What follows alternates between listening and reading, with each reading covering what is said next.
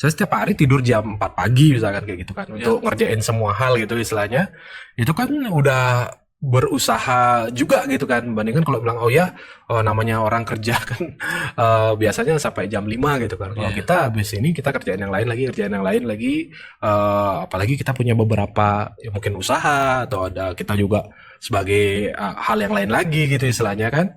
Buat ini juga ya berarti mungkin 20 jam, hampir 20 jam kita udah pakai kerja. Itu kan udah usaha yang lebih banyak lagi gitu. Jadi kalau misalkan dia bisa menghasilkan atau melakukan usaha, dia kuat untuk menahan itu, ya itu berarti pengusaha gitu menurut saya.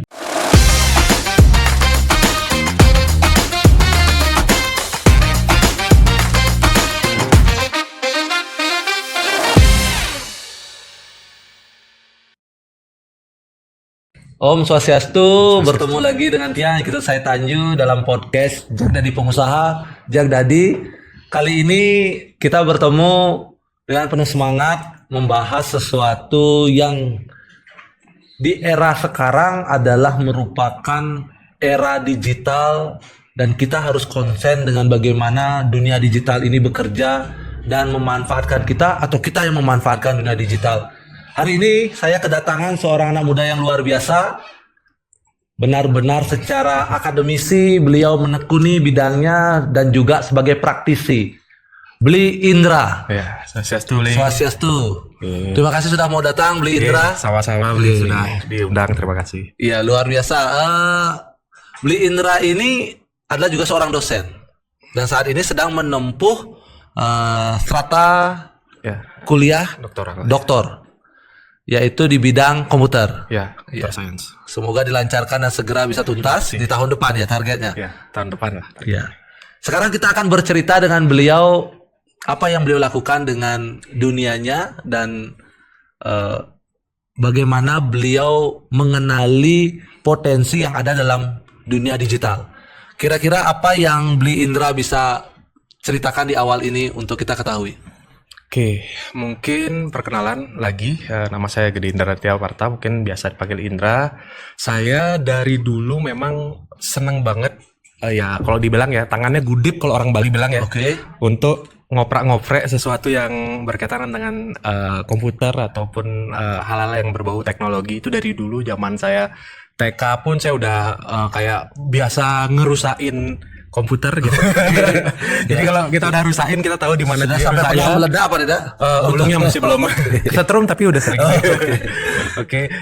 Jadi kayak SD itu udah biasa perbaiki, udah bisa gitu kan istilahnya. Akhirnya jadi hobi sampai SMP. Saya dulu satu sekolah saya tuh beli zaman dulu zaman HP Nokia itu. Ya. Full aplikasi itu ke rumah saya gitu. Saya jual-jualan karena di situ saya nganggap bahwa ternyata kalau manfaatin teknologi itu banyak banget hal-hal yang orang lain itu kayaknya seakan-akan nggak tahu. Ya, kita punya privilege karena punya pengetahuan itu, kita bisa manfaatin itu nyari duit gitu. Jadi waktu SMP saya udah punya duit dari jual-jualan dan memperbaiki itu dari teman-teman saya sekeliling itu. SMA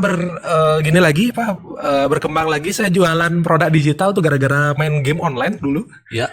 Jadi dulu sebulan bisa belasan untuk anak SMA jualan item-item digital dulu, game-game MMORPG itu, hasil online gitu saya jualan. Saya di situ di perjalanan itu saya ngerasa bahwa semua aspek di dunia teknologi itu, baik yang secara fisik yang tadi saya bilang untuk perbaiki macam-macam, modifikasi dan macam-macam, dan sampai yang aset digital yang mungkin orang nggak ngapain sih orang tuh beli hal yang nggak kelihatan, yang mainnya nggak bisa dipakai, nggak bisa dipegang, itu tuh bisa mahal banget. Itu dari zaman waktu itu udah belasan tahun lalu. Dan sekarang ekonomi yang dengan adanya virtual asset kayak mungkin blockchain, mungkin kemarin dengar NFT, ada dunia virtualnya kayak game, metaverse, macam-macam, itu akan semakin kejadian lagi. Kalau kemarin saya mungkin jualannya itu kita bilangnya RMT real money trading transaction tuh tidak boleh sebenarnya. Tetapi kalau sekarang udah dilegalkan dengan beberapa skema yang mensupport ekonomi digital itu, sehingga kedepannya sesuai dengan topik disertasi saya juga terkait dengan itu tadi virtual economy gitu untuk interoperability antar dunia virtual gitu. Dalam proses Anda di masa belia di SMA itu sudah Anda menyampaikan bahwa Beli Indra ini sudah bisa menghasilkan nilai itu. Bagaimana mindset seorang Indra SMA ini bisa sudah berpikir sejauh itu, sedangkan di masa idealnya anak-anak umur demikian itu baru sebatas berpikir dia pengguna gitu. Sebenarnya saya nggak mau memisahkan saya sendiri sama mereka, karena sebenarnya saya juga itu kan secara objektif saya juga tetap main game gitu kan. Fokus saya main game, tapi peluangnya dilihat di mana itu bisa menghasilkan? Gara-gara mungkin ya ini mungkin titik pengusahanya adalah karena saya mau ya mungkin berkorban sedikit, ya pasti ada yang dikorbankan kan. Mungkin dulu saya di kelas yang bagus tapi akhirnya turun kelasnya jadi kelas yang biasa-biasa saja gitu kan, bukan kelas unggulan misalnya kayak gitu, gara-gara kena game online misalnya kayak gitu. Tetapi di situ saya ngambil intisarinya bahwa saya ada yang saya belajar bisnis di sana, gimana cara masarin produk yang dari item digital tadi, gimana ketemu orang, gimana ya simpelnya meyakinkan bahwa kamu tuh percaya loh, beli sama saya kan tak pernah ketemu kan zaman itu, apalagi zaman sekarang aja kita takut-takut kan, apalagi zaman itu ini bener kok, ini saya transfer, kamu transfer, saya transfer duitnya, nanti sampai rumah kamu transfer ke saya, terus sebaliknya misalkan mereka yang beli, saya kamu transfer dulu duitnya, nanti saya yang kasih kamu di dalam game misalkan kayak gitu.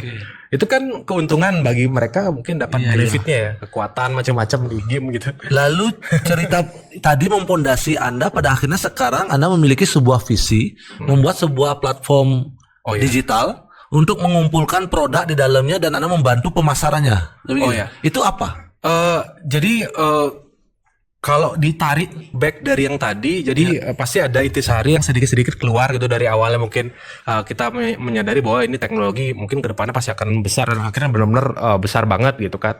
Habis itu memanfaatkan dari segala aspeknya, dari bentuk fisik sampai digitalnya, semuanya berarti dan semua berharga. Apalagi sekarang kan value itu nempel di item tadi kan yang nggak kelihatan. Dan sampai sekarang kondisinya yang platform tadi, karena saya rasa bahwa tidak semua orang punya pemahaman dan literasi digital yang baik, yang mungkin secara privilege bisa belajar otodidak kayak saya kan, mereka mungkin sibuk atau concern yang lain, sehingga di sini mereka untuk bisa eksis gitu di dunia yang seperti zaman sekarang itu butuh teknologi untuk supporting bisnis mereka. Dan saat ini yang paling tergerus, apalagi kita sebagai orang Bali kan benar-benar kena ya sama digitalisasi, sama disrupsi teknologi gitu kan. Kemarin ada mungkin pesan-pesan ojek online macam-macam kan. Nah, dan transaksi macam-macam pakai online sekarang. Nah, yang kalau kita di Bali yang tergerus kan mungkin ya guide, travel agent macam-macam gitu ya. Kalau itu yang saya mau support dari teknologi software as service yang saya kembangkan untuk biar dia itu bisa go digital dengan banyak fiturnya. Jadi bukan hanya kayak tadi dibilang untuk marketing kan saja, tapi untuk manage bisnisnya dia sama resource-nya dia di-handle semua, sehingga dia tinggal fokus sama layanan dan bisnis utamanya dia, yaitu melayani wisatawan. Berarti bisnisnya yang Beli Indra buat sekarang ini adalah sebuah platform digital untuk digunakan oleh para pengguna layanan pariwisata. Ya, jasa pariwisata. Jasa pariwisata. Ya. Driver, guide, travel agent, dan aktor-aktor lainnya gitu. Karena di dunia pariwisata. Tapi balik lagi ya, namanya dunia pariwisata kan ada efek domino yang kena di ekosistem ekonomi sisanya kan. Misalkan kayak kayak fashion itu kan ada orang oleh-oleh, itu kan baju kan, dia itu kan jadi oleh-oleh kan jadi kena pariwisata juga gitu kan. Lebih detailnya coba dibantu Beli Indra. Artinya bahwa ketika seseorang yang ada di jasa pariwisata ini, contohnya seorang driver ini, paguyuban, driver freelance, dia berkumpul dalam satu kelompok, kemudian dia meminta advice kepada Beli Indra. Tolong bantu saya ini, maka secara teknis Beli Indra ini membantunya seperti apa hingga mereka mendapatkan hasil sesuai dengan ekspektasi mereka. Jadi kita mungkin harus memahami market kita kalau di Bali itu benar-benar kayak mungkin tadi kita udah ngomongin ya di belakang bahwa mereka tuh benar-benar fokus banget untuk ya udah jualan waktu saat ini aja gitu. Dia nggak fokus gimana caranya. Kalau namanya kita zaman sekarang kan mengembangkan portofolio digital, self branding macam-macam ya. Itu kan tidak dilakukan oleh mereka. Jadi mereka hanya benar-benar yang mana langganan mereka itu yang dilayani terus-menerus. Padahal itu udah jadi modal sebenarnya. Nah, kenapa modal itu nggak dipatri aja sama kayak ojek online kan dia berusaha gimana caranya rating reviewnya ada gitu terpatri. Habis itu layanannya dia jelas misalkan kayak di toko-toko makanan itu di aplikasi Red Hailing ojek online itu kan ada makanannya ratingnya berapa, enak apa enggak, gimana reviewnya macam-macam kan udah ada. Nah, tapi kalau si travel agent guide orang-orang pariwisata kan nggak punya hal seperti itu. Jadi nggak ada yang bisa mematenkan dan istilahnya ya mengkurasi bener kualitas seperti apa. Kalau mereka akhirnya go digital, oh ya udah saya buat website, ya itu kan reviewnya bisa dibuat-buat semua gitu kan.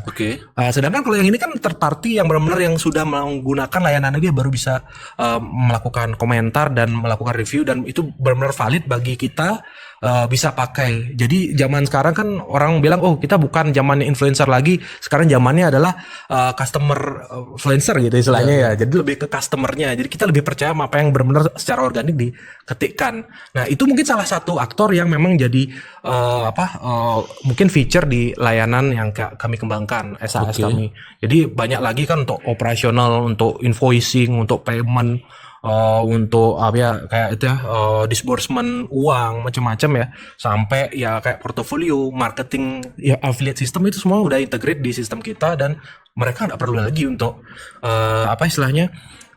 ngembangkan itu yang nilainya sangat besar gitu. Tapi kan produknya ada di mereka, tetap ada di para pelaku ini. Ya benar. Produknya ada di mereka, kemudian dia serahkan kepada platform digital yang Beli Indra punya, kemudian platform itu yang akan membantu dia untuk mencari pasar.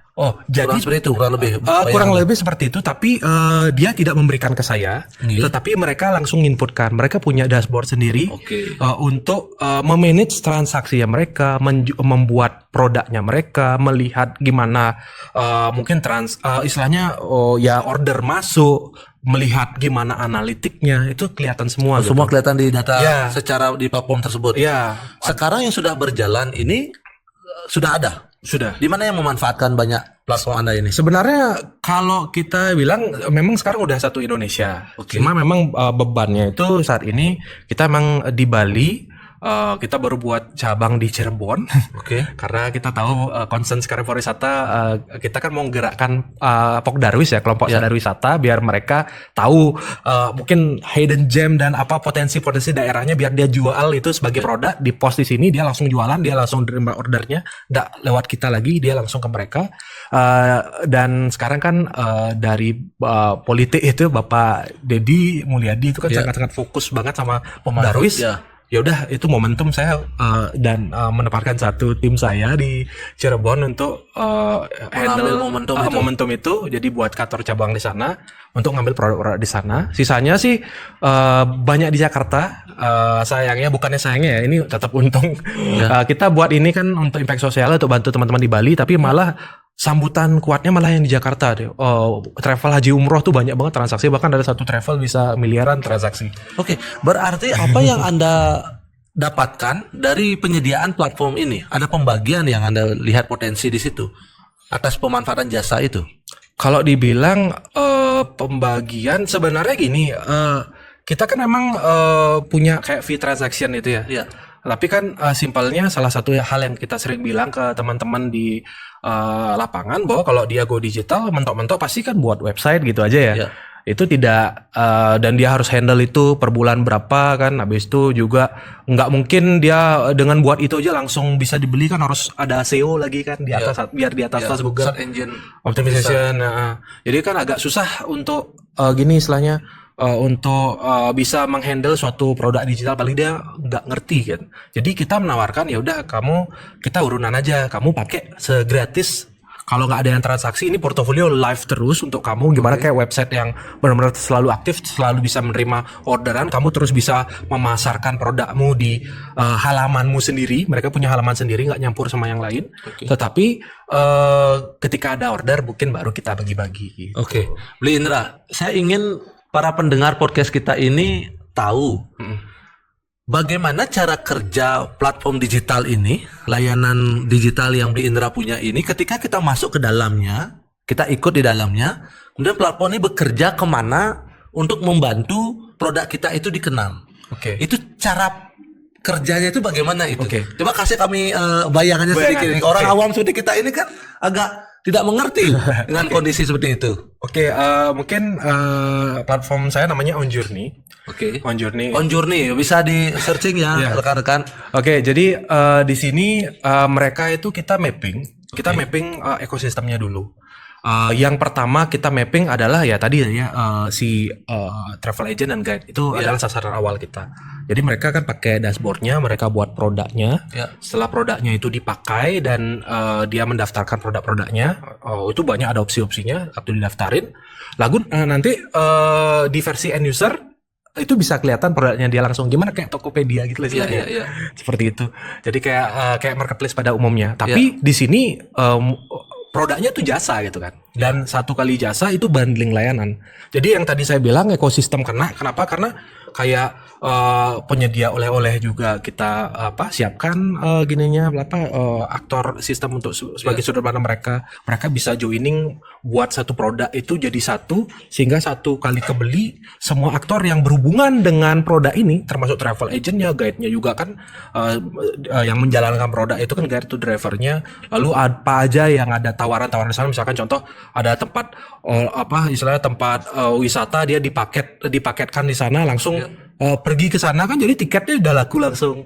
Oleh-oleh langsung laku gitu kan istilahnya. Dan misalkan kayak tadi kan saya bilang itu aktornya yang travel agent, end user juga langsung bisa. Kita juga bantu dengan dua cara yang sementara ini kita lakukan. Pertama yang organik pakai afiliator. Jadi afiliator kita kasih sistem sendiri juga untuk bantu share produk-produk itu. Jadi dia bisa mengenerate link untuk disebarkan ke orang lain. Begitu linknya itu diklik dan kejual, dia langsung dapat presentasi tergantung dari kesepakatan si travel agent mau ngasih berapa. Bahkan ada yang kayak kemarin suatu paket, kalau karena paketnya mahal itu sekali laku bisa 600.000, 2 juta, 3 juta tuh. Itu afiliatornya dapat demikian langsung fee-nya itu langsung kelihatan di sistemnya dia. Nah, sisanya ya kita marketingkan perusahaan kita bantu masukkan ke beberapa, mungkin ada expo kita kasih gitu kan. Ada produk-produk yang unik-unik kita highlight gitu. Pada prinsipnya dunia pariwisata itu kan produknya sama, yaitu activity, hospitality, kan demikian ya, akomodasi kan demikian. Kalau dalam platform ini ada beberapa rekan-rekan yang memiliki produk yang sama itu. Bagaimana platform ini mengatur, ataukah kemampuan digital ini mengatur bahwa memang porsi kita dilihat dan tidak dilihat, itu bagaimana cara mengukurnya? Nah, ini bagus banget pertanyaannya nih. Jadi kalau misalkan ini kan produknya sama ya, umumnya sama dan kita sebenarnya sama kayak kita beli barang di marketplace pada umumnya lah. Memang kita bisa jual produk yang sama, tapi gimana pelayanannya, gimana kualitas barangnya itu kan menjadi mandatory. Tapi kalau di jasa kayak gimana? Ya produknya boleh sama, tapi dia handling penumpangnya tamunya lebih bagus gitu kan. Lalu dia bisa tidak memunculkan semua layanannya, bisa aja misalkan memang dia destinasi A, B, C gitu. Tapi ke setiap destinasi A, B, C yang diinfoodkan itu kan banyak kegiatan yang bisa dilakukan di sana. Medugul itu bisa bukan hanya wisata nature yang bisa ngelihat pemandangan seperti apa gitu kan, atau di Kintamani seperti apa, tapi ada aktivitas melukis, aktivitas apa yang bisa dianggap keunikan masing-masing. Bahkan kayak kemarin ada travel yang buat kayak paket untuk touring gitu istilahnya. Nanti guide-nya jadi road captain gitu kan, road captain di belakang juga guide itu, wisatawannya naik motor di tengah gitu kan, kayak unik gitu. Jadi fokusnya ke experience gitu. Jadi kalau kita selalu men-encourage teman-teman jangan jualannya tuh ya tadi destinasi gitu-gitu aja, tapi gimana caranya menciptakan experience yang unik yang istilahnya mungkin mereka belum dapetin di tempat lain gitu kan, atau di travel lain mungkin yang pakai itu juga gitu. Jadi itu keunikan itu yang memang nggak bisa digantikan. Dan bahkan ya kalau misalkan ini sama dia ada potensi nyontek, ya nyontek kalau layanan gimana cara nyontek gitu kan. Ya kalau misalkan dia ada, kita punya tik hidden gem hidden attraction atau hidden destination, mungkin dia 1, 2 A, B, C mungkin sama, tapi dia ada satu yang hidden dan di highlight di sistem bahwa itu ditunjukkan bahwa ini ada yang rahasia loh, yang unik, yang nanti kalau kamu beli baru nanti kita layani gitu. Ada seperti itu. Artinya timnya Beli Indra sendiri akan mengadvise juga para klien yang ikut dalam platform ini, strategi-strategi apa yang akan dilakukan agar itu jauh lebih memberikan dampak positif, Ya, positif, kepada ya. calon konsumen. Fokusnya di experience customernya, si wisatawannya, bukan hanya kita jualan kayak poin A ke poin B aja diantar ke sini udah ditinggal dia. Nggak seperti itu. Artinya bahwa Beli Indra mengajak setiap orang untuk sudah berpikir produk Anda tidak hanya hadir secara konvensional di toko yang lama ya, toko konsep lama gitu, tapi sekarang hadir dalam toko yang lebih kekinian, yaitu dalam toko digital. Kurang lebih demikian. Ya, jualan jasa tapi digital. Biasanya kan aku buat Iya, barang-barang yang benar-benar levelnya kayak barang-barang komoditas gitu yang dijual, atau barang-barang yang gadget gitu kan dijual kan, yang barang fisik lah. Tapi kalau di sini kita jualan jasa gitu. Anda sudah memikirkan membantu orang menjual jasanya, tetapi secara pemasaran digital gitu ya. Ya, Wow. managing, Keren ya, luar pemasaran, hampir semua kayak operasional yang dia lakukan itu kita digitalisasi. Nah, dalam proses Anda menciptakan itu, kendala apa yang Anda hadapi, Beli Indra? Dalam merealisasikan mimpi besar ini kan tidak mudah ya. Tapi kalau ini benar-benar suatu hari nanti bahwa era digital ini benar-benar menguasai dunia, semua orang pasti akan kiblatnya ke digital. Kan seperti itu. Ya. Nah, bagaimana Anda menghadapi kendala dalam proses pengembangan usaha ini? Oke, ini sebenarnya yang sering kita bilang juga ke orang-orang yang mungkin kalau kita ketemu di belakang gitu istilahnya. Jadi kita pasti kesulitan ya. Satu, industri aja pariwisata. Jadi kita selama ini hanya bisa riset sebelum 2023 pertengahan, waktu dipastikan bahwa ini COVID ini udah jadi endemi gitu kan. Sehingga baru bisa keluar pariwisata kan. Waktu itu baru kita bisa transaksi gitu kan. Jadi selama ini waktu kita ngembangkan kemarin-kemarin dari 2022 gitu, misalnya 2021 misalkan kayak gitu, itu hanya di level riset dan kita ngumpulin juga susah. Dan apalagi waktu itu teman-teman dari pariwisata sedang terluka juga gitu kan. Ini aplikasi apa lagi nih yang mau bunuh kita, padahal kita mengajak mereka gitu kan. Tapi waktu kita kasih pengertian, kita jelasin gimana skemanya, 99% mereka sangat-sangat sangat-sangat mendukung gitu. Makanya teman-teman dari paguyuban, dari beberapa asosiasi gitu kan, bareng-bareng sama kita terus gitu kan. Ya walaupun mungkin udah agak lama sekarang nggak ketemu, tapi tetap kita punya hubungan baik gitu kalau kita ketemu gitu kan. Intinya sih pertama ya itu tadi ya, agak susah untuk meyakinkan di awal-awal, dan kita startnya baru dalam 1,5 tahun lah gitu istilahnya. Dan selanjutnya juga namanya teknologi di Indonesia itu yang susah itu adalah adopsi sebenarnya. Even ada di bukunya M. Rogers itu yang yang Innovation of Diffusion itu kan bilang bahwa beberapa yang membuat adopsi teknologi agak susah itu adalah tipe-tipe manusianya yang ada di sini gitu. Jadi tipikal yang saya temukan di Bali, di Indonesia itu ya rata-rata orangnya tuh late majority adopter sama laggard malah. Mungkin late majority ya kalau udah bagus banget di luar negeri gitu baru kita telat di sini. Mana gini kan. Kalau dulu kan awal-awal dikasih tahu, aduh apa itu nggak ngerti bla bla bla. Pokoknya udah langsung di hit gitu, langsung udah lewat gitu kan. Tapi udah maju, nih katanya di sini pakai ini bagus katanya, ini bisa dapat untung ini, bener gimana caranya, kemarin kan pernah ditelat baru gitu. Habis itu kita bilang udah telat kalau sekarang gitu. Jadi itu yang buat masalah. Jadi kalau di sini kalau kita bilang adopsinya yang lebih susah, kita benar-benar harus pelan-pelan sekali ngajarin gitu kan. Benar-benar kayak tahap bertahap gitu istilahnya sampai mereka gunakan gitu. Jadi kalau dibilang ya ya masalah paling utama di sana. Oke. Gitu. Kalau Beli Indra sendiri melihat saat ini era digital ini, platform-platform yang begitu banyak bermunculan dengan karakteristik yang hampir serupa sebenarnya, itu lebih kepada mereka memang menyediakan diri untuk melayani manusia atau pada akhirnya memanfaatkan manusia? Oke, ini bagus ya pertanyaannya. Jadi ini sebenarnya tadi mau saya bahas juga, membahas sedikit tentang ini barusan pertanyaan sebelumnya. Cuma jelasin sebelumnya jadi lupa ya. Ini diingetin juga. Jadi istilahnya kalau dibilang platform sejenis, nah ini salah satu masalah kita juga. Simpel lagi nih. Orang itu kalau udah ngomongin platform teknologi pariwisata, bayangannya udah beberapa raksasa yang udah umum kita ya pasti diinstal mau pakai. Nah, itu statusnya kan hanya untuk gini ya, lebih ke akomodasi sebenarnya. Dia pesan hotel kan akomodasi, dia pesan pesawat terbang, tiket kan akomodasi, tiket kan ya udah apa tiket masuk itu kan seperti itu. Tapi di level akomodasi jasanya tuh sering nggak ter-highlight. Dan itu kalaupun dia ada di level jasa juga yang dipakai, itu nggak ada sudut pandang si penyedia jasanya itu sebagai kayak tadi saya bilang self branding atau branding perusahaannya nggak ada. Benar-benar atas nama platformnya aja.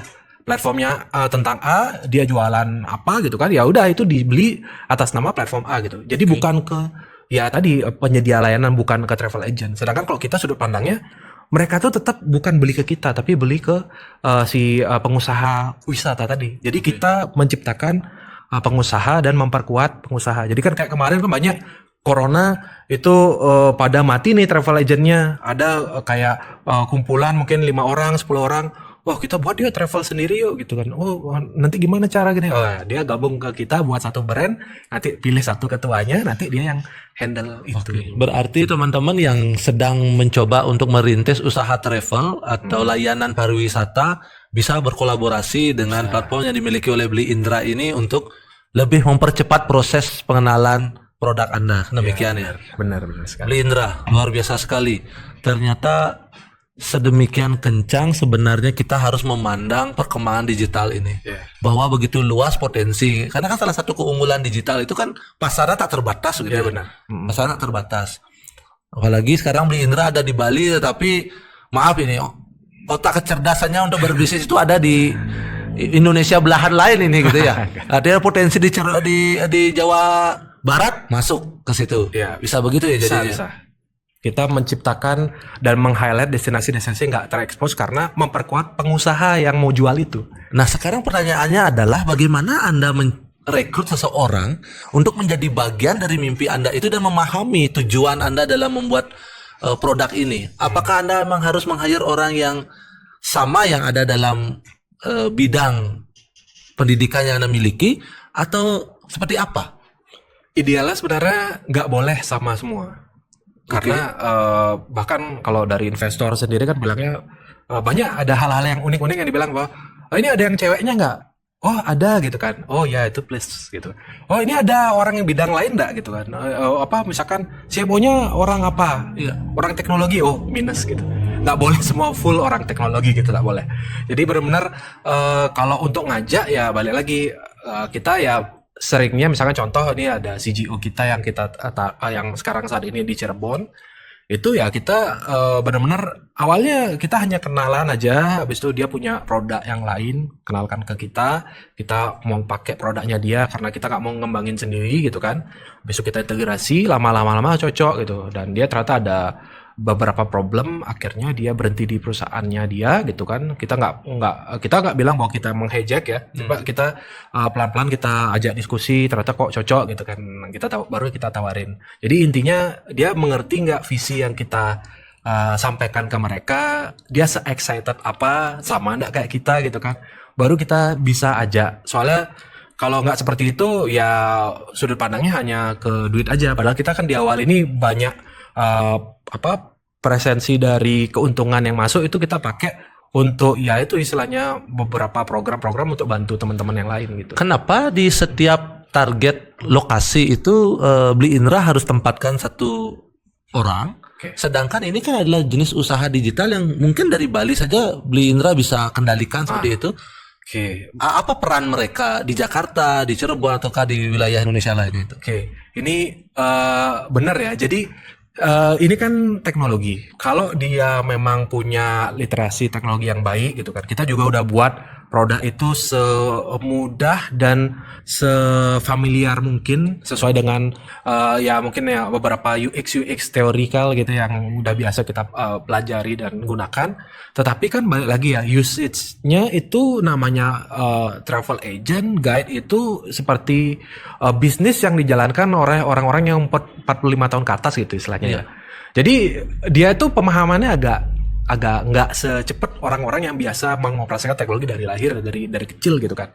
Sehingga kita tetap nggak bisa hanya lewat online aja, dia langsung walaupun kita kasih tutorial dia tetap nggak percaya gitu. Padahal benar-benar apa yang dia apa yang dia maksudkan fungsinya udah benar-benar kebaca. Apakah yakin iya gitu? Dia masih nanya ini benar ya? Klik iyanya gitu. Seakan-akan kalau klik iya salah-salah meledak gitu kan. Oke.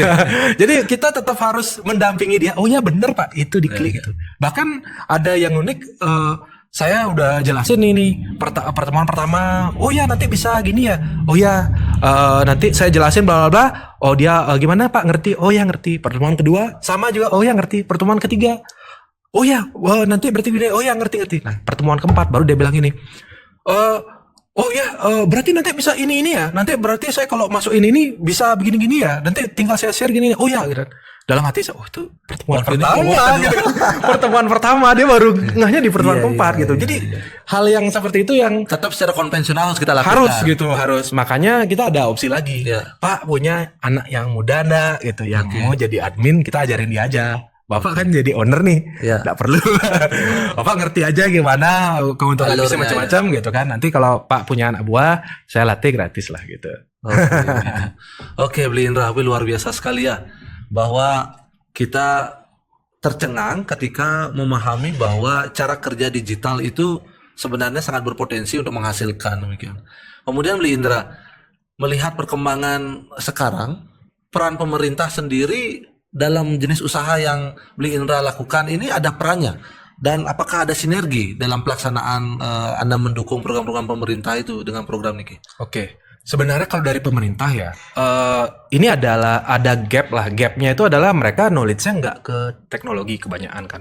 Sehingga kalau dibilang apakah mereka mau bantu, dia pasti mau bantu gitu kan, karena ini ya bantu pengusaha banyak gini yang terbantu gitu istilahnya kan. Tapi masalahnya mereka nggak ngerti gimana cara membahasakan, bagaimana cara connect, apa yang bisa dibantu kan nggak ngerti. Jadi mau nggak mau ya kalau dibilang apakah ada bantuan, ya pasti ada. Yang bisa diberikan paling banyak kemungkinan ya akses gitu istilahnya. Jadi kalau di luar itu udah mungkin pemerintah juga bingung mau ngasih apa gitu. Oh, hibah gitu. Ya udah. Berarti paling akses, misalkan akses ke dubes siapa gitu kita omongin untuk inbound, outbound gitu kan. Atau ya kayak tadi hibah nih untuk pengusaha ada berapa, nanti tinggal dibuat laporan pertanggungjawaban, nanti ya udah gunakan untuk gitu. Jadi selevel itu. Tapi sisanya ya pemerintah nggak semengerti itu mungkin terkait dengan industri ini. Sinergi dengan dinas-dinas terkait itu berkaitan dengan pemanfaatan pariwisata yang lebih digitalisasi, kemudian juga dinas-dinas yang sekarang membutuhkan peran digitalisasi itu ada Bli Indra sendiri melakukan advice ke situ? Ada, karena kita sudah mapping banyak banget aktor-aktor gitu. Bukannya travel agent, guide itu, driver, end user yang wisatawan tuh cuma 3-4 aktor. Padahal aktornya banyak kan, pemerintah salah satunya kan. Sehingga di level pemerintah ya kita pasti simpelnya anggaplah kita juga kasih nih sistem walaupun belum langsung dilihat sama mereka ya.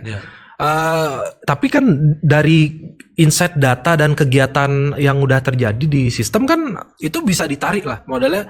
Ini ada A B C D, ya udah untuk mendapatkan insight sesuatu terkait dengan desa ini rame, desa ini sepi.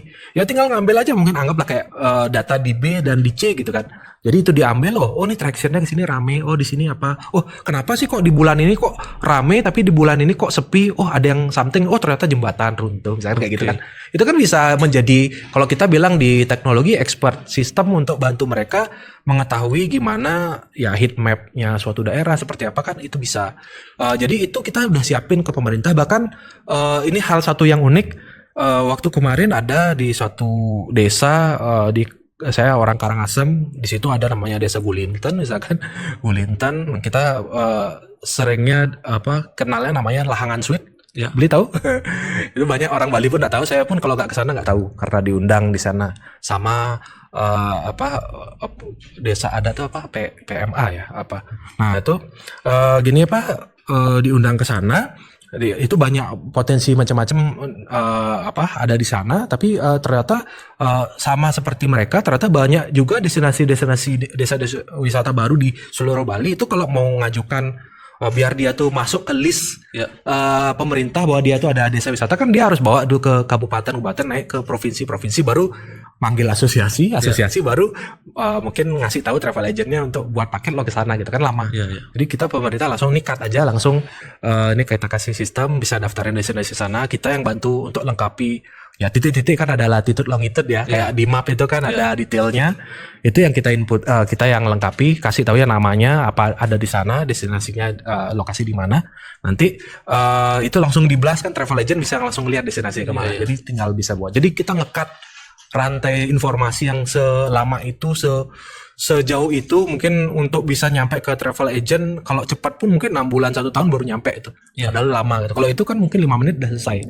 Dengan teknologi proses jadinya. prosesnya. Nah, itu saya sempat juga sama waktu itu Pak Kades Pariwisata yang di Denpasar atau yang provinsi saya lupa gitu kan. Saya sampai pernah ngelihat tuh dokumennya, ngelihat detail dari list destinasi macam-macam itu kan. Wah, ternyata gitu mereka cara buat gini ya, lama banget gitu.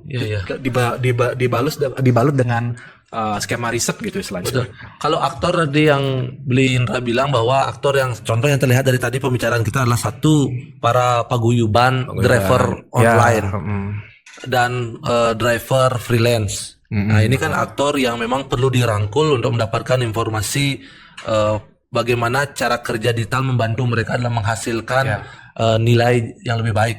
Kemudian aktor di bidang produk akomodasi dan hospitality.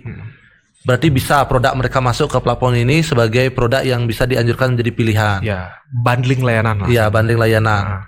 Contohnya kayak satu paguyuban pengusaha di Danau Bratan atau satu pengusaha di camping di Danau Buyan gitu. Berarti kan bisa platform digunakan. Bisa. Kemudian ada aktor penggiat pariwisata non transportasi dan akomodasi contohnya. Pok Darwis gitu-gitu bisa. Ya, Pok Darwis bisa. Contohnya produk-produk kreatif mereka. Ya. Termasuk juga tadi sempat disinggung berkaitan dengan kita membantu desa Wisata. pemerintah desa, artinya pemerintah terkecil yaitu tingkat desa untuk meningkatkan dan memasarkan mereka punya produk, baik itu desa wisata atau wisata desa. Produk Anda ini dapat jadi solusi. Bisa, karena dia kan langsung balik lagi, dia kan salah satu aktor juga kan, desa wisata dibanding ke suatu, misalnya kasih tahu aja Pak travel agent ini ada desa wisata baru, buat paket ke sana dong gitu kan, ini ada kayak gini kan, mereka juga seneng kan ada tambahan layanan baru gitu kan, dibanding dengan banyak macam-macam, sekali beli ya kejual semua kan, jadi benar-benar ekosistem tuh benar-benar uangnya itu muter di sini karena jasa itu gitu. Kalau karena ya katanya dari dinas kan udah mengatakan juga bahwa ya aset pariwisata kita 85% udah punya orang luar. Jadi masa orang wisatawan ke sini, habis itu uangnya keluar gitu kan, kita nggak dapat apa-apa gitu kan. Nah makanya kalau dibilang orang Bali nggak mungkin bisa punya duit untuk buat hotel besar atau villa besar, kan orang luar. Ya udah, M itu modal. Di apa yang bisa kita jual di pariwisata ya jasa. Kan nggak ada yang bisa mengenal Bali, dan mungkin ini kan contohnya di Bali ya. Tapi di luar sana juga kan kayak tadi contohnya Cirebon, nggak ada yang bisa mengenal Cirebon atau Bandung selain orang lokalnya sendiri yang bisa ngasih tahu, oh ini apa dulu cerita latar belakangnya seperti ini. Itu kan nilai-nilai yang harus bisa dimengerti, yang meningkatkan experience wisatawan. Biar nggak orang kesini tuh hanya staycation gitu aja, langsung ke suatu villa macam-macam, nggak tahu apa yang ada di sini gitu istilahnya kan. Ya udah, ngapain ke Bali, ke tempat lain juga sama kan, gedung aja gitu kan. Dalam semua cerita yang Beli Indra sampaikan tadi itu ya, bahwa begitu banyak peluang, begitu banyak aktor yang terlibat dalam kalau bahasa artinya stakeholder dalam setiap produk itu, dalam setiap usaha itu, akhirnya menurut Beli Indra sendiri, seorang pengusaha itu apa? Oke, ini sebenarnya cukup kelihatan simple ya, tapi susah juga jawabnya. Karena kalau saya orangnya tuh ya udah langsung buat aja gitu. Tapi kalau ditanya seperti itu, ya sesuai dengan katanya kan usaha ya. Ya berarti kan pasti orang yang driving itu suatu hal yang dia kejar, mungkin even dia apakah mimpinya atau apa yang dia ketertarikannya ya untuk mendapatkan ya keuntungan secara ekonomi. Selain itu ya namanya pengusaha kan orang-orang kan namanya usaha itu bukan hanya untuk ekonomi aja, mungkin dia punya yang bisa menghasilkan impact gitu istilahnya ke yang ke market atau industri yang dia lakukan, ya itu juga pengusaha. Dan dasarnya kan orang melakukan ini kan dia sesimpel waktu memproduksi dan membuat aja kan udah usaha gitu. Bahkan kalau saya setiap hari tidur jam 4 pagi misalkan kayak gitu kan untuk ngerjain semua hal gitu istilahnya. Itu kan udah berusaha juga gitu kan, bandingkan kalau bilang namanya orang kerja kan biasanya sampai jam 5 gitu kan. Kalau kita habis ini kita kerjain yang lain lagi, apalagi kita punya beberapa mungkin usaha atau ada kita juga sebagai hal yang lain lagi gitu istilahnya kan. Buat ini juga ya berarti mungkin 20 jam, hampir 20 jam kita udah pakai kerja. Itu kan udah usaha yang lebih banyak lagi gitu. Jadi kalau misalkan dia bisa menghasilkan atau melakukan usaha, dia kuat untuk menahan itu, ya itu berarti pengusaha gitu menurut saya. Oke.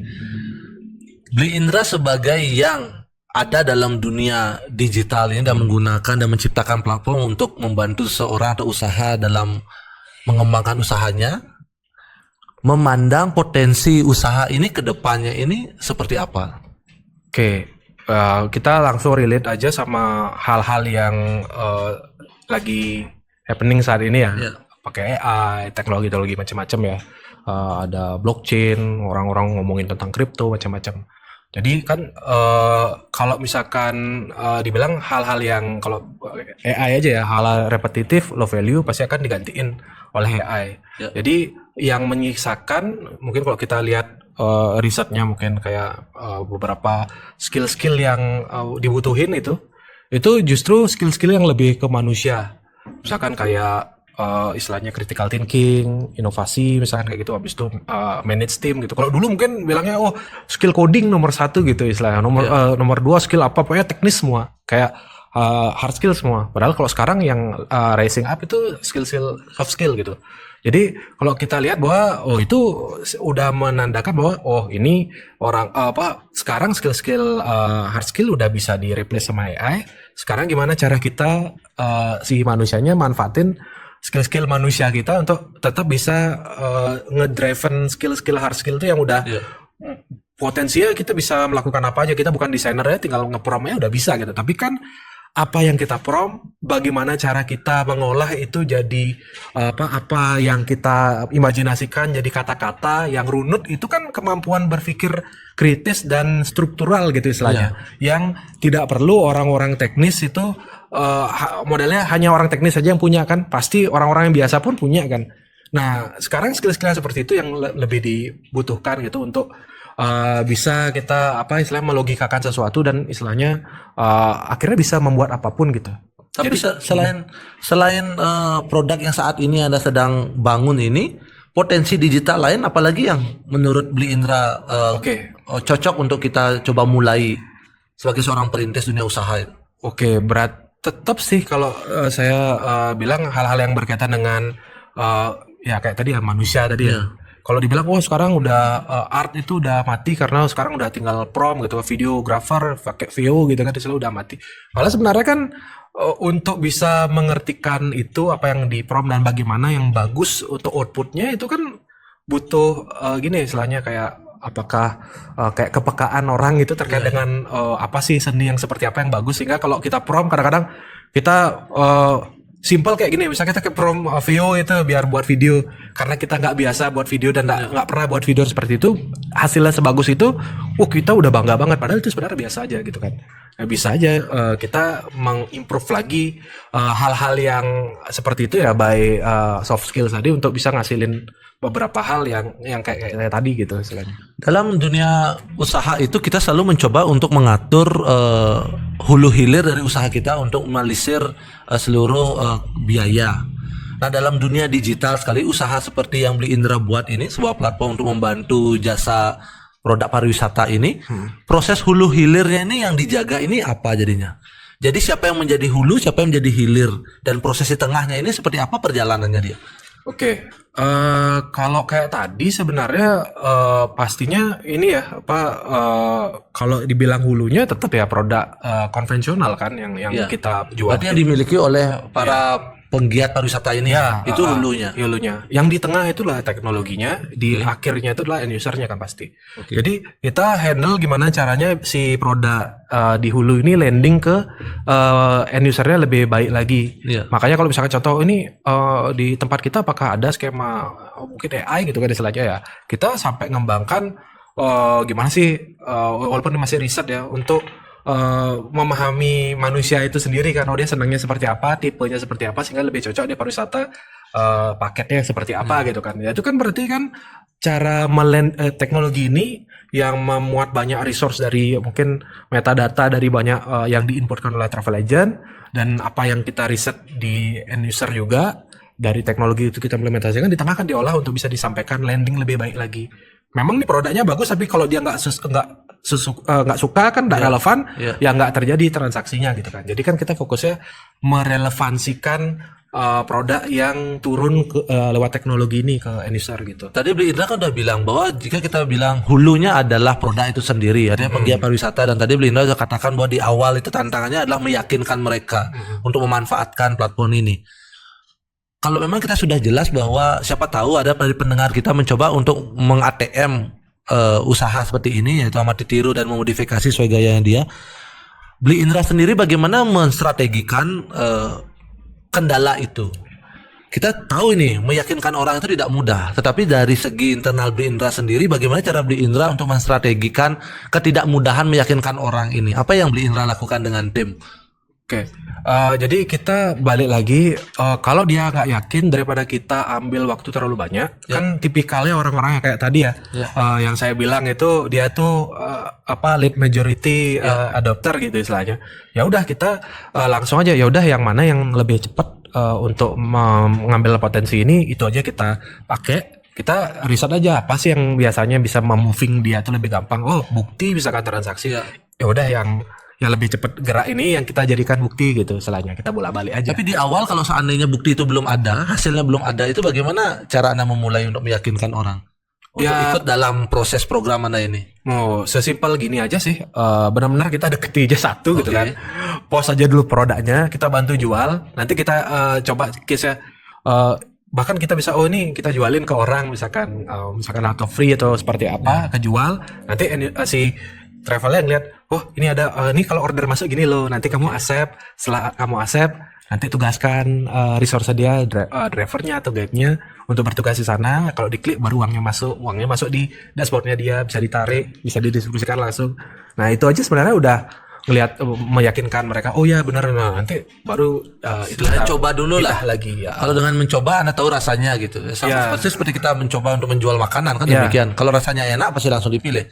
Kalau ternyata terbukti dari uji coba itu langsung ikut gitu. Dan kita juga jarang sih langsung meyakinkan pure dari teknologi aja. Kita bisa benar-benar meyakinkan ya secara gini lah ya, yang secara sensitif orang-orang lokal ini kamu nggak gini lah apa, saat ini kan nggak bisa main di pariwisata kalau semuanya langsung mental ke gini apa, langsung ke akomodasi gitu kan. Kamu padahal jasa itu ada di antara akomodasi itu, kamu nggak kepake lagi kalau kamu nggak bisa go digital. Dan kebanyakan mereka udah pada sadar sih sebenarnya, cuma nggak tahu caranya. Itu sebenarnya udah jadi modal untuk kita implementasikan. Bli Indra, berarti Anda memiliki data para pengguna Anda, baik yang sebelumnya ataukah saat ini sedang berjalan, ataukah rencana yang akan Anda tawarkan produk ini, kan demikian. Berarti Anda kan sudah memiliki data mereka. Dalam proses data yang Anda miliki para penggiat pariwisata ini, maka ada usaha sampingan dari pendukung pariwisata ini seperti rumah makan, seperti jasa event organizer, contoh seperti itu, yang membutuhkan informasi data ini.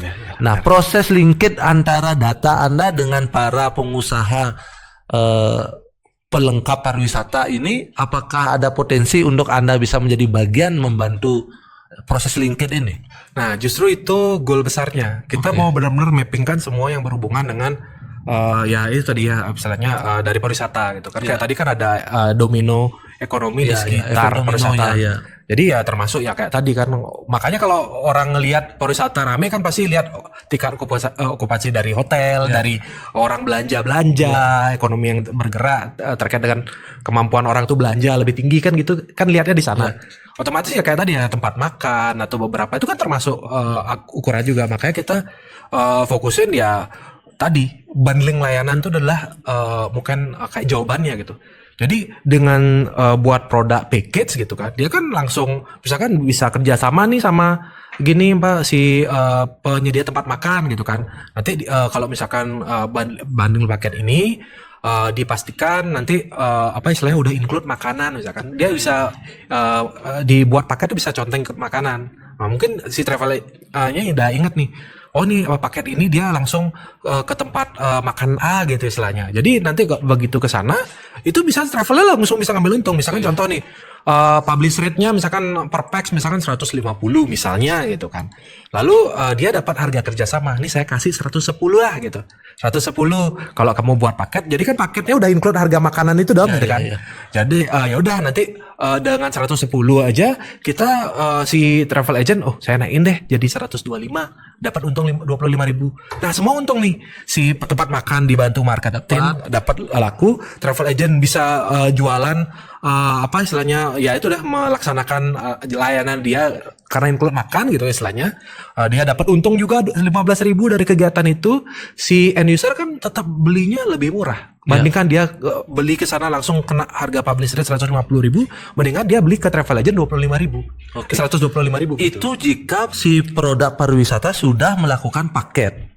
Ini kalau seandainya tidak ada komunikasi pelaku pariwisata ini dengan anggap rumah makan ini, rumah makan ini ingin masuk melalui sistem vendor. Sistem vendor, jadi sistem vendor ini berarti kita masuk ke sana menawarkan produknya per pax berapa, nanti baru ada kayak matchmaking gitulah istilahnya. Nah, proses matchmaking ini siapa yang melakukan? Antara si pemilik usahanya sama si travel agentnya yang memberikan informasi datanya, sistemnya. Oke, Anda langsung komunikasi ya seperti itu. Ya, nanti. Jadi demikian pendengar. Jadi kalau seandainya Anda ingin melingkirkan usaha Anda dengan para penggiat pariwisata yang ada di platformnya Beli Indra, jadi masuk dulu ke platformnya gitu ya. Jadi kita masuk ke ekosistemnya, kita bilangnya ekosistem. Gimana cara masuk ke ekosistemnya itu? Ya sebenarnya daripada ribet, kita kan nggak semuanya nih pakai ini daftar di sini, makanya kita selama ini kita fokusin di travel agentnya, kuatin dulu.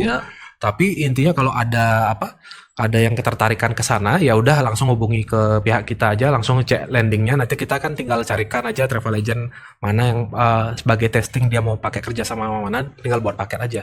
Jadi, siapa PIC-nya, dengan siapa kita berkomunikasi seperti itu? Oh, nanti kan pasti ada yang hubungi dari marketing kita. Contoh saya ini.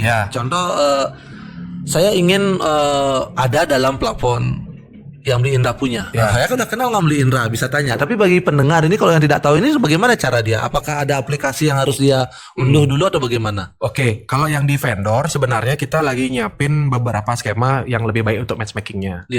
Jadi kalau selama ini kan memang dia hanya memasarkan dia kontak-kontakan biasa.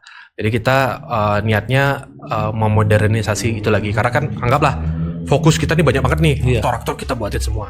Jadi kita kayak tadi mungkin pertanyaan yang sebelumnya, gimana cara kita memaksimalkan, justru kita sederhanain dulu. Kalau udah bisnisnya udah terjadi, baru perlahan kita selesaikan beberapa sistem tadi. Karena kalau aktor aja banyak, kalau semuanya kita buat sistem, berapa tuh kita punya sistem kan.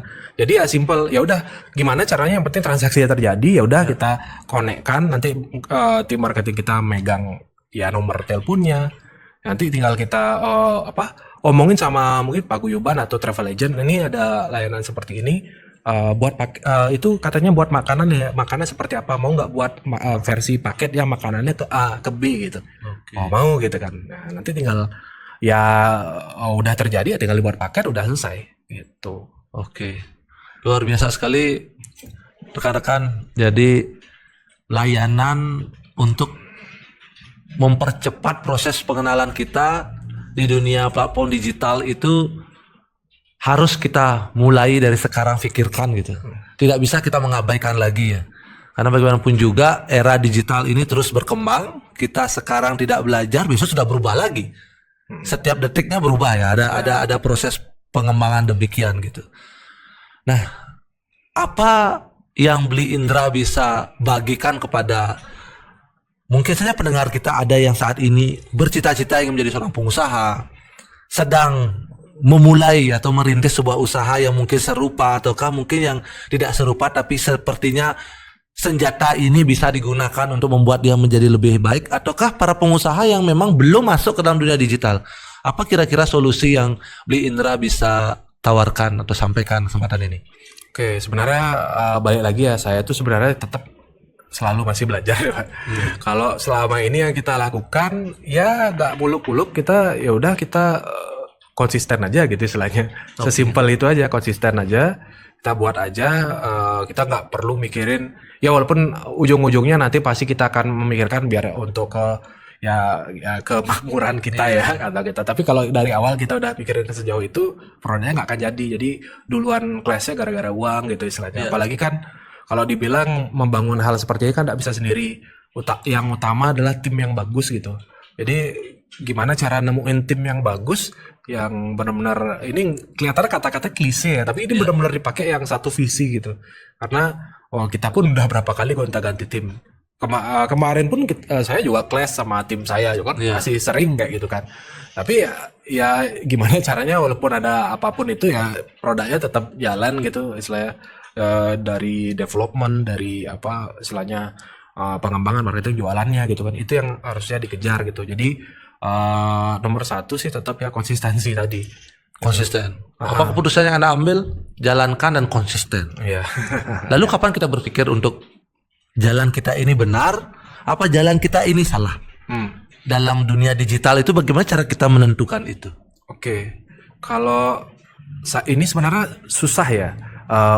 Ini pun kalau saya cari-cari, saya beberapa kali nyari-nyari jawaban untuk kapan kita berhenti dan kapan kita lanjut. Itu menjadi banyak banget ada versi jawaban gitu istilahnya terkait dengan kondisi itu. Tapi balik lagi, tetap aja kita harus ngelihat marketnya seperti apa, tim kita seperti apa. Even marketnya bagus, memang produknya jalan, tapi timnya juga nggak bisa bantu, ya mungkin salah satu indikator untuk kita berhenti atau cari. Berhenti itu bukan berarti berhenti total ya, mungkin bisa Bukan pivot, berarti menyerah kan demikian. ya pivot atau ganti cara lah gitu istilahnya. Ganti cara untuk bisa jalan itu. Mungkin kan ada yang banyak bilang kalau kita mencoba dengan cara yang sama berkali-kali udah tahu gagal, berarti kan bodoh gitu istilahnya. Ganti aja caranya, coba gitu, tapi kalau tetap konsisten ke goalnya. Ini saya sebenarnya ya kita juga masih tetap belajar. Mungkin saya nggak punya hak untuk menggurui teman-teman yang lain gitu ya, mungkin yang lebih jauh daripada saya. Tapi intinya yang kita lakukan ya kita nggak muluk-muluk dan kelihatan klise, sesimpel konsisten aja gitu. Oke.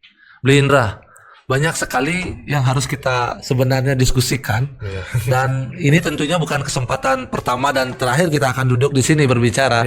Kedepannya kita akan minta lagi insight dari Bli Indra, pengalamannya, dan apalagi kita bicara dunia digital yang terus berubah dan berkembang kan demikian. Terima kasih sudah mau datang. Sama-sama. Terima kasih berbagi dengan para pendengar kita, para pendengar podcast Jag Dadi Pengusaha.